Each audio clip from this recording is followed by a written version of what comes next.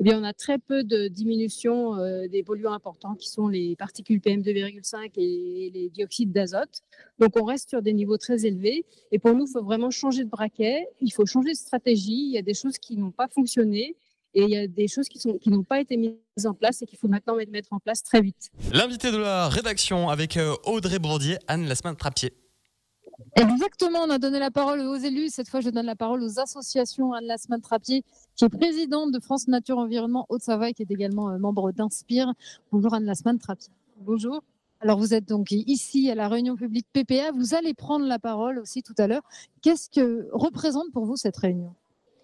Alors moi, je vais prendre la parole au nom des associations, des nombreuses associations qui travaillent sur le dossier du PPA depuis 2010 déjà. Il y a très longtemps, depuis les prémices des premiers PPA. Et aujourd'hui, on est là pour faire notre bilan, le bilan un petit peu des citoyens, le bilan impartial de cette avancée ou pas du plan de protection de l'atmosphère. Parce que vous dites un bilan impartial, c'est-à-dire que certains font des bilans peut-être moins objectifs ? Disons que nous, on n'est pas partie prenante dans le sens où c'est pas nous qui sommes élus et qui ont des décisions, pouvoir décisionnaire. On est là pour représenter les citoyens et puis on est là aussi pour regarder surtout la question de la santé.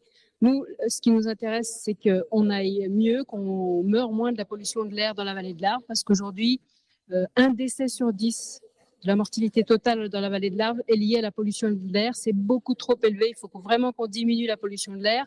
Or, quand on regarde le bilan de ce deuxième PPA de la vallée de l'Arve qui a commencé en 2019, eh bien, on a très peu de diminution des polluants importants qui sont les particules PM2,5 et les dioxydes d'azote. Donc, on reste sur des niveaux très élevés. Et pour nous, il faut vraiment changer de braquet. Il faut changer de stratégie. Il y a des choses qui n'ont pas fonctionné et il y a des choses qui n'ont pas été mises en place et qu'il faut maintenant mettre en place très vite. Qu'est-ce que vous reprochez aux élus justement de ne pas vouloir voir plus grand, d'avoir peur ? Alors, par exemple, au niveau du chauffage au bois, qui est une des sources principales de pollution dans la vallée de l'Arve, les autorités, les élus se sont concentrés sur le fonds Airbois, c'est-à-dire de donner une prime pour changer son appareil de chauffage au bois pour un appareil qui est un petit peu meilleur. Mais on ne va pas beaucoup au-delà de ça. Heureusement, il y a quand même une mesure qu'on salue et qui est courageuse, c'est d'interdire les feux de foyer ouverts. Donc ça, c'est une bonne chose. Mais quelle application ? Est-ce que c'est connu ? Et puis au niveau des poêles, on voit bien que ça ne suffit pas.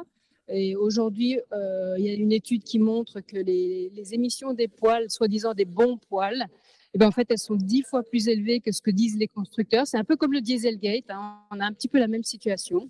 Donc pour nous, il faut changer de stratégie et sortir de la combustion et en fait vraiment tout miser sur les énergies renouvelables propres, c'est-à-dire le solaire thermique, le solaire photovoltaïque, les pompes à chaleur et particulièrement la géothermie qui est vraiment très efficace, qui a un bon rendement.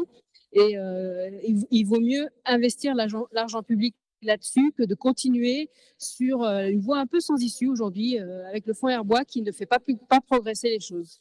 Alors, cette grande réunion publique PPA ici au Théâtre des Alleux de Cluse, ça permet justement aux citoyens de s'intéresser à la question, de se renseigner sur la question.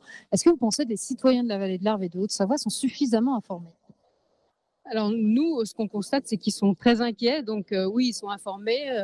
Les pics de pollution, quand on monte en montagne, on les voit. Le voile de pollution, même en été maintenant, hein, la pollution à l'ozone, on commence à comprendre que ce joli petit voile, c'est une pollution en fait. Donc, je pense qu'on est un des territoires en France où on est le plus informé, le plus à même de ces questions-là.